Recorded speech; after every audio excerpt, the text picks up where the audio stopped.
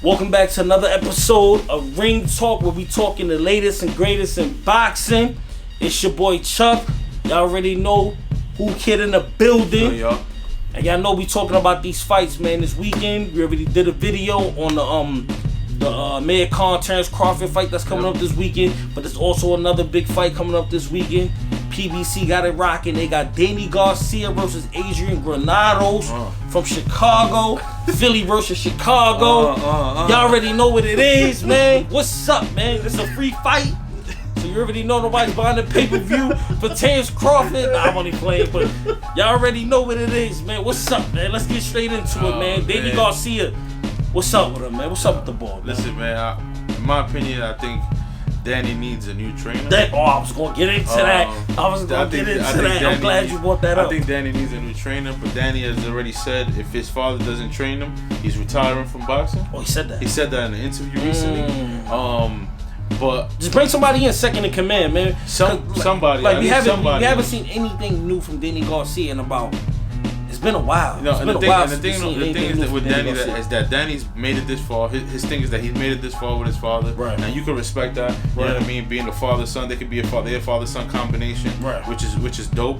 One of the last ones left. Yeah, you know, Kenny Porter and Sean Porter. You gotta at least do something different in training camp so that you preparing different, because not for nothing, like Danny went from world champion to all of a sudden, like this is a must win for him. You know what I mean? Like this is a must win. Like you just lost back to back. Facts. You know what I mean? Like this is a bad look, especially for you want the WBC belt back. You lost to Sean Porter. In my opinion, that was a shaky call. I feel like that was shaky call. I feel like he won. I think he won that fight too. He won that fight. I think he won that fight too. That's not what the scorecard said, obviously. Sean Porter's champion, but Danny is a great fighter. You know, he has power in both hands. That left hook is something special. A lot of Puerto Rican fighters come with that left hook. Right.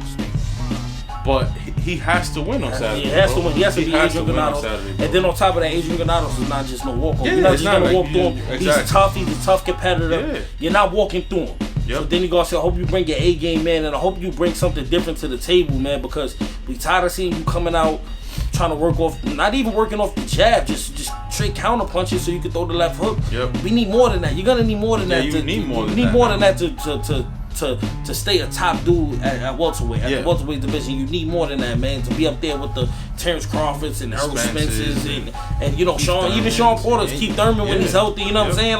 Like in order for you to get back in that talk, you're in that talk, but in order for you to get back in that talk, to be consistent in that talk. Yeah, right. We gotta see something different. Yeah, it has to be something different. You can't just be, staying back and waiting to land the left hook, because you know you can hurt people with that punch. He's a counter puncher. We all know that. You know what I'm saying? At some point, you gotta be more active. You have to add something more to your arsenal so that you're able to, get inside, land better shots, and allow yourself so that you put the other fighter on, have to put him on offensive so that he comes and you can counterpunch. Right, and you can counterpunch him. Right, exactly. You know what I'm saying? Obviously, he's an effective counterpuncher when he does land his punches. Right, he has to put something else on. He has to put something else with that. Right. And I feel like that's gonna start with him possibly getting somebody. If he doesn't want to get rid of his pops, I can respect that and I understand that. Right. But like you said, bring somebody else in second in command that can give him a different perspective. You know what I mean? Can help him work on certain things that he needs to work on. Yep. Because his father's gonna tell him he's gonna train and he's gonna train for his game plan and how he brought him this far, so you can respect. He did his job. Exactly. He made his son a world champion. Exactly. He did his job. Exactly. But it's time. Two division world champions. He's a champion at 140, and he's a champion at 147. He definitely did his thing. And another thing we see, like, Floyd had his father for a long time, but there came a certain point that he switched up and he just kept his uncle. You know what I'm saying? Like, and his uncle took us to a certain another level, and then he brought his father after he fought Miguel Cotto. He brought his father back in, and it was his father and his uncle working with him, and that's what needs to happen. I feel like with Danny. Danny has so much talent, and I feel like he can be world champion again. But he needs to bring something else to the table. He needs to get off more punches, because if you see, he was more active in the Porter fight, but when he fought Keith Thurman in the beginning of the fight, he wasn't really he respected Thurman's power too much without, and then when he got shook in the first round, that kind of made it worse. That made it worse. It made him even less likely to throw more punches. Yep. So if I had an opinion on the fight, I think that Danny is gonna win the fight. I'm not saying Granados is gonna be a walk in the park. But I think Danny could win the fight. I just need to see something different from Danny from this time. You know he's gonna have to bring something different to the table, man. Like Granados, like I mentioned earlier, he's a tough competitor. Definitely. You know what I'm saying? He's been getting a lot of fights with a lot of tough people. You know, he fought Adrian Granados. Right. He fought somebody else that was big, so I just can't think of the name off top right now. But he fought a couple dudes, man. But Adrian Granados, man, he's the type of person he's due to shock somebody. Yeah. He's due to shock somebody. Yeah. So if Danny Garcia comes in there with that weak game plan that they've been coming up with the last couple fights for Danny Garcia, he might be in for a rude awakening. Yep. He might be in for a rude awakening. I got Danny Garcia winning the fight. You know what I'm saying? Split decision. I got him winning the fight. But he might be in for a rude awakening, man. So I hope you train hard. I know he trained hard, man. But like, I hope your father's taught you some new tricks, or somebody came in there and trying to teach you some new things, man. So you could stop fighting the way you've been fighting You've been in your box too much, man. Like, you've been waiting for the counter.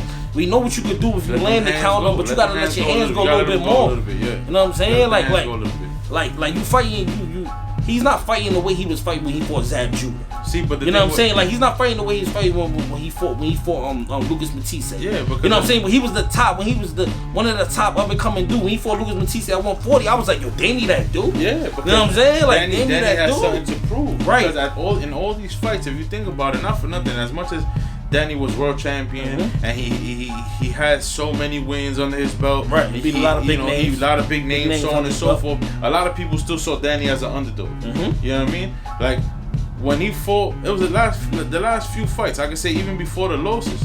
You know, when he fought in Puerto Rico, I didn't think he won that fight. I thought he lost that fight. I didn't think he won that fight. I thought he lost that fight. I think they gave it to him, in my opinion. That's when you cherry picking goes wrong. Yeah, but see, but another thing is that now you have an opportunity. Now you have that hunger that you had when you were building your name up and coming up as champion. Like, get it back. Like, people still want to see that. You know what I mean? And I guess, you know, like I said, man. And that's what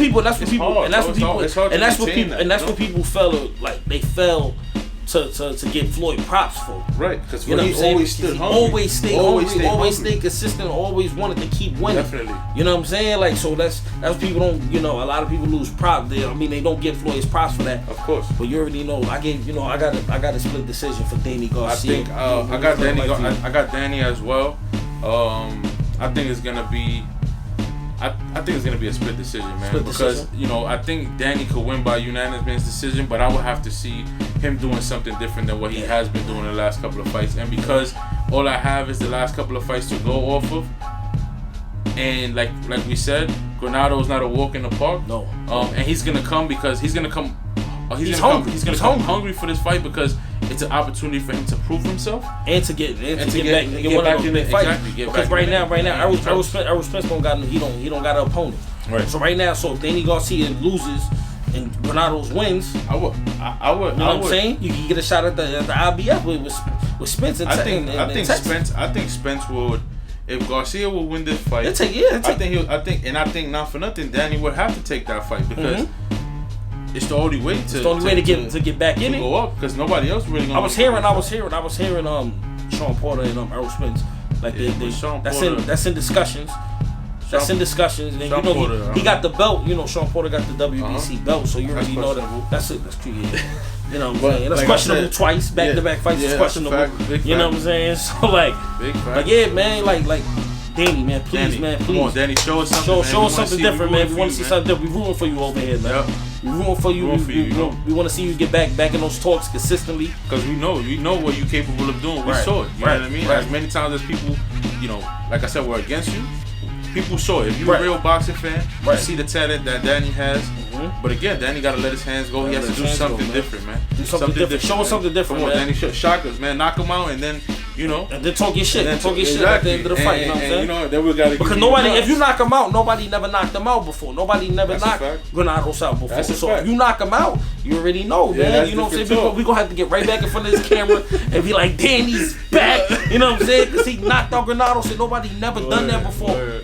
Granados is a tough kid from Chicago. It's never been done before, man. No slouch at all. So no slouch. Danny, man, show us something, man. But let the people know where they can find you. Man, you can find me on IG, Julio_Colon_II. And you can also check me out on YouTube. I have a YouTube page in which I have a couple music videos up. That's Julio Colon film/photography. Photography/film. Sorry. And also, I don't mean to cut you off, but if y'all wanna look at some dope pictures for New York City, you know what I'm saying? Because we from New York. So like, you want to see some dope pictures, man, follow this guy's Instagram. He has some of the dopest pictures, man. He inspired me to just get out there with the camera and take pictures. But I just be taking pictures of sneakers and shit, man. Y'all know me, man. Y'all know how I be doing, man. You feel me? But yeah, man, he's a dope photographer. You need a wedding done or something like that. You want a dope photographer?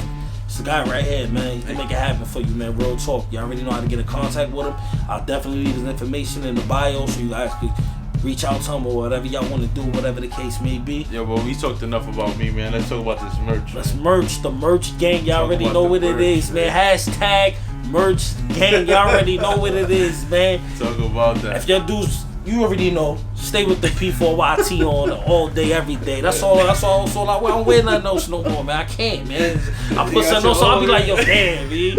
I wear my shit, like, you know what I'm saying? So, like, if you guys want to buy any P4YT merch, you guys can email us at p4yt2016@gmail.com. And also don't forget to follow us on our social media accounts on Instagram and on Twitter at PENNY_4YT for any updates on the channel or just any updates at all, man. That's it, man. Just go to Instagram. We got it all there for you, man. With that being said, we keeping it 100 and not a penny less. Peace.